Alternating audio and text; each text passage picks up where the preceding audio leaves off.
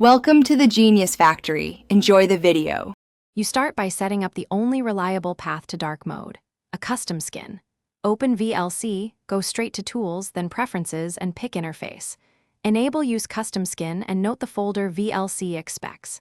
Next, download a trusted dark VLT skin file. This file replaces the default controls and colors. Once the skin file is saved to your PC, you're ready to point VLC at it. This step is critical because VLC's built-in options don't provide Now you apply the skin so the interface becomes dark. In Preferences under Interface, click Choose and browse to the downloaded VLT file, select it, then save. Close VLC completely, not just minimize, and relaunch it so the new skin loads. You should see the dark controls and background immediately.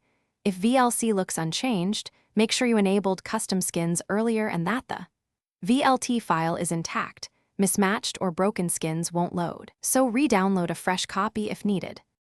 Finish by testing common controls and resizing windows to confirm the skin scales properly. If everything works, you're done. The interface is dark. If some elements still show default colors, go back to Preferences and reset Preferences, then retry with another dark VLT skin. Make sure VLC is up to date. Older versions can fail to render newer skins. Troubleshooting tip: clear VLC's cache or reinstall if skins refuse to load after an update.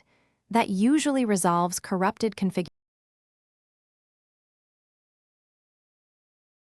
Thanks for watching. If you found this helpful, don't forget to like and subscribe.